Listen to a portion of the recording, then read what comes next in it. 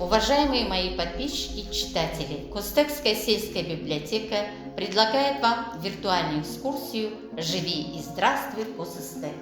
Есть такие места в необъятном Казахстане, что на картах больших и не сыщешь. По-особому небо там кажется синим, по-особому пахнут там вишни. Это место, где ты появился на свет, называют частенько провинцией. Только края прекраснее нет, он всегда для нас будет единственным. Наш дом, наше село, мы здесь родились, и ничего роднее для нас нет. А мне сейчас хотелось бы рассказать немного из истории образования нашего села. 23 декабря 1934 года, согласно постановлению номер 1 Президиума Актюбинского исполкома Советов, организован Костекский район с центром в селе Костек.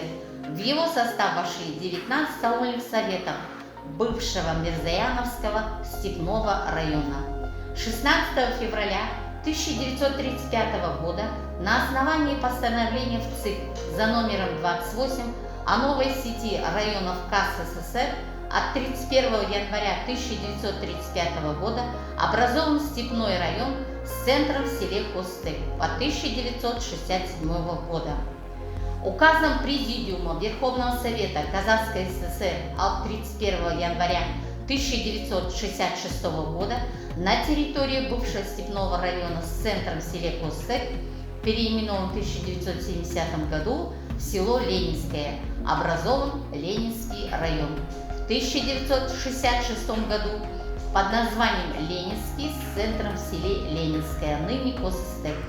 В 1967 году районный центр перенесен в село Бадамша Ленинского района, и 1997 года район носит название Каргалинский.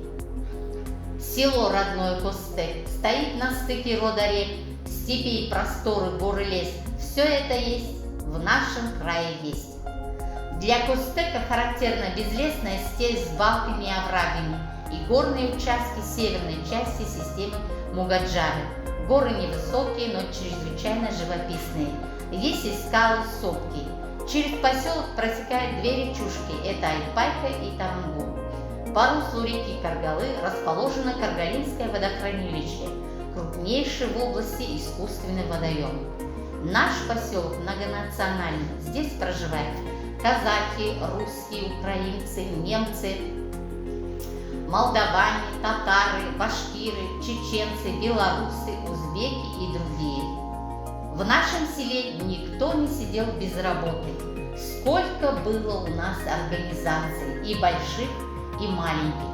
Был колхоз «Авангард», были созданы молочно-товарные, овцеводческая ферма и конеферма. В колхозе было много чабанских точек. В селе было несколько молочно-товарных ферм, где работали труженицы нашего села, неоднократно занимавшие передовые места по количеству надоев. Колхозное молоко шло на переработку в маслозавод. Молоко возили на быках, на лошадях. Маслозавод производил сыры, брынзу, масло, которое очень ценилось за пределами Казахстана. Вся продукция была высокого качества. Все это благодаря хорошей организации со стороны руководителей маслозавода.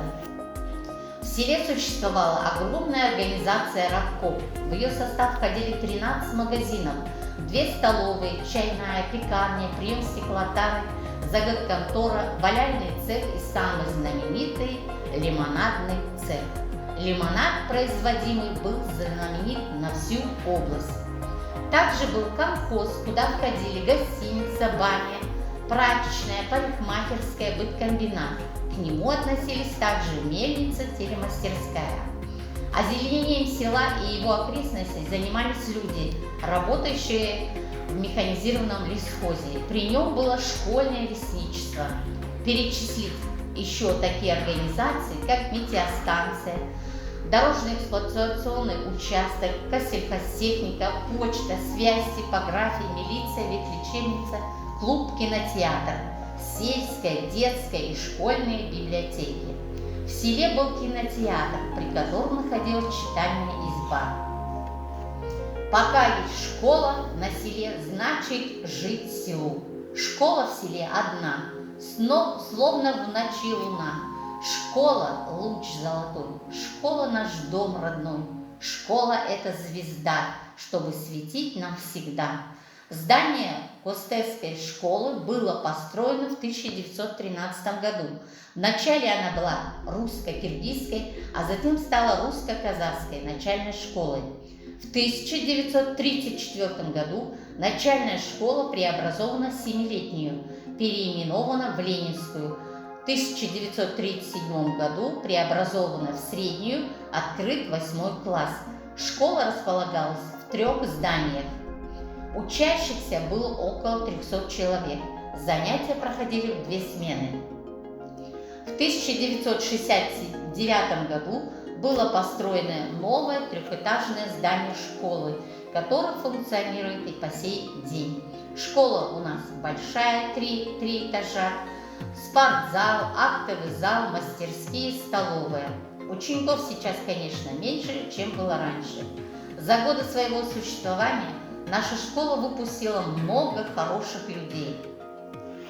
А когда-то у нас была районная больница, которая начала строиться в 1938 году по 1940 год. Строили все ближайшие колхозы. Техники не было, все делали вручную. Построили большую больницу, где была аптека, хирургическое отделение, стационар, роддом, амбулатория, туббольница, взрослая и детская.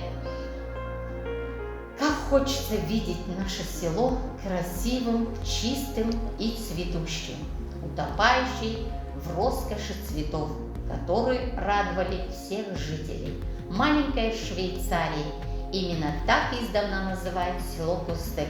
Сколько легенд сложено об этом оазисе. Близ международной трассы Актюбе-Орск, спрятанное средь отрогов гор и переплетения рек, большое село вздохнуло полной грудью. Сегодня здесь кипит жизнь. Люди своими руками и при поддержке государства воплощают планы и мечты в жизнь. Строительство светлого будущего села Костексы начали с создания и развития своего бизнеса, конкурентоспособного и востребованного. Предпринимательская жилка, кажется, есть у каждого. Так что Костек грозит стать одним из самых мощных в экономическом плане сел района. На сегодня наш поселок газифицирован, запущен водопровод, открыт памятник Сарке Батыру, открыта аллея матери и ребенка. Также существует еще 3 парка. Парк молодежи, открыт новый клуб, построен акимат, имеется 11 магазинов, открыт швейный цех, новая пекарня, открыт объект по переработке молока, крестьянские хозяйства, которые обеспечивают население сеном и зерноотходами, имеются парники с выращиванием рассады и даже грибов, ведется асфальтирование дорог и освещение улиц. От чистого сердца, с открытой душой, сегодня желаем вам жизни большой, чтобы было здоровье и счастье и радость, чтобы годы летели и не были в тягость. Все это заслуга людей разного возраста, разных профессий, разных увлечений, делающих наше село прекрасным. За вклад в обновление и процветание нашего родного села сегодня мы выражаем слова благодарности всем этим людям. Родина, мы говорим, волнуясь, даль без края видим пред собой.